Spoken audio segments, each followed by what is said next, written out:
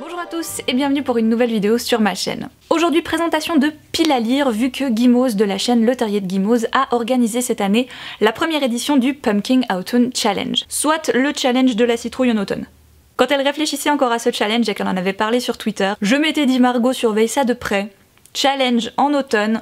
Moi je dis que ça peut le faire. Pour toutes les explications relatives au challenge, je laisserai la vidéo de Guimauze en barre d'infos, elle vous expliquera tout ça bien mieux que moi. En gros c'est pas très compliqué, ça commence le 1er septembre. Oui je sais, je suis un petit peu à la bourre pour vous présenter ma palle, mais bon voilà. Jusqu'au 30 novembre, donc on a 3 mois pour lire des livres qui sont en rapport avec cette saison. Mais si vous avez envie de nous rejoindre pour le challenge, il va falloir vous décider parmi 3 menus que Guimauze nous a concoctés. Nous avons l'automne frissonnant avec tout ce qui est plutôt thriller, horreur et créatures de la nuit. L'automne douceur de vivre avec plutôt des petites choses qui font un tout petit peu peur et de la romance. Et enfin l'automne enchanteur avec plutôt conte et nature writing. C'est assez simple, dans chacun des menus il y aura 2 catégories différentes, à chaque catégorie correspondra un livre. Pour encore plus de partage il y a bien sûr le groupe Facebook que je vous encourage à rejoindre si vous avez envie de participer au challenge. Déjà ça vous donne plein d'idées de lecture si toutefois vous n'en aviez pas. Et en plus on est là pour s'entraider, pour se donner des idées, pour se coacher, pour se motiver et ça c'est plutôt cool. Il y a pas longtemps je vous parlais de la nouvelle fonctionnalité sur Livre Addict comme quoi on pouvait créer des listes thématiques avec des livres de nos pales ou pas du tout. Quand j'ai tourné cette vidéo pour la première fois, je m'étais dit, comme ça, sur un coup de tête, que c'était une très bonne idée à ce moment-là de vous présenter ma pile à lire Nature Writing, Sorcière et Automne. Sauf que si je comptabilise au total, il y a presque une trentaine de titres, si on prend toutes ces pales ensemble. Ça faisait beaucoup. Et même rien que moi, pour mon challenge perso, ça faisait beaucoup.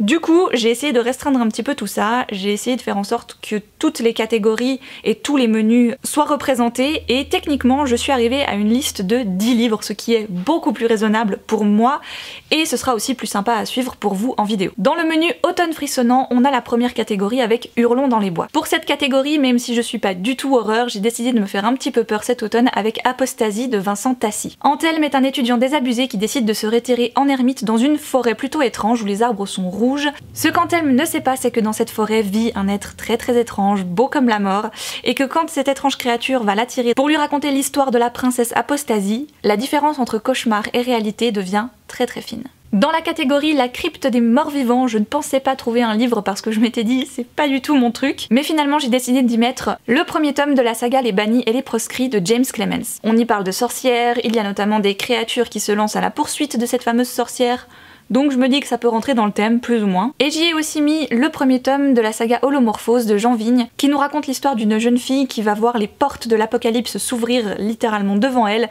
et libérer tout un tas de monstres sur Terre. Donc voilà, créatures, horreur, tout ça, je crois qu'on est quand même bien là. Dans le menu Automne douceur de vivre, il y a la catégorie Creepy Spooky Halloween. J'ai donc décidé de sortir de ma palle Gretel and the Dark de Elisa Granville. C'est une sorte de réécriture très lointaine du conte de Hansel et Gretel qui, comme son titre l'indique, n'est pas forcément très joli gentil et c'est ce que je recherche énormément pour cet automne. La deuxième catégorie de ce menu s'appelle Fall in Love et bien sûr on s'attend donc à une romance. J'ai choisi de sortir de ma palle A Little Something Different de Sandy Hall que j'ai donc en anglais mais que vous pouvez trouver aux éditions Hugo Roman, sous le titre Un petit quelque chose en plus. Si j'y arrive, j'aimerais proposer à Anaïs une lecture commune autour de ce livre, sinon, voilà, je le lirai moi de mon côté. Mais je sens que je vais vraiment beaucoup aimer ce livre vu que les 2 personnages savent qu'ils s'attirent l'un l'autre, tout leur entourage, toute la ville limite sait qu'ils sont faits l'un pour l'autre, mais étant les 2 très timides, personne n'ose faire le premier pas. Dans le menu L'automne enchanteur, il y a la catégorie Légendes d'ici et d'ailleurs. Pour ma part, ça se passera ailleurs, vu que j'ai envie de lire Merveilles et légendes de Brocéliande de Xavier Husson. Ces livres m'ont toujours fait de l'œil, et puis il était tout seul à une table de dédicace au Salon du Livre de Paris en mars dernier, et là je me suis dit, c'est le moment. Il m'avait fait un super dessin dans mon bouquin, et du coup je me dis que ça tombe pile poil pour le challenge. J'ai quand même rajouté le premier tome de la série Le Cercle Blanc de Nora Roberts, mais je suis pas trop sûre qu'il rentre dans le truc, on y parle quand même de légendes irlandaises à un moment donné, donc bon, je vais quand même le glisser dans cette catégorie, mais sinon il fait juste partie de mon challenge. J'ai très envie de pouvoir lire cet automne L'Enchanteur de René Barjavel,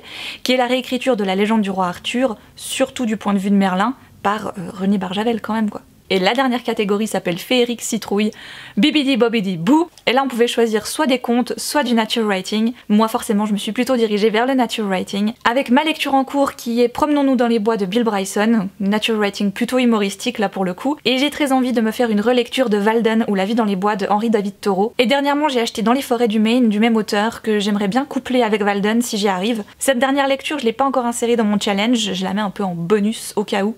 Si j'arrive déjà à faire les 10 que je vous ai dit là, on est pas mal. La présentation de ma pile à lire est maintenant terminée, mais si vous cherchez encore des idées, je vous laisse dans la barre d'infos plusieurs choses. Mes différentes palles de l'automne des années précédentes, ça peut toujours vous donner des idées. Ma palle sur le nature writing, sur les sorcières et sur l'automne de cette année, donc techniquement ce sont des livres que je n'ai pas encore lus, vous ne trouverez pas mon avis, mais ça peut encore une fois vous donner des idées. Même si techniquement le challenge a déjà commencé, on est encore tout au début, j'espère que vous serez nombreux à vouloir nous rejoindre. Moi je vous fais plein de gros bisous, je vous souhaite de merveilleuses lectures et je vous dis à une toute prochaine.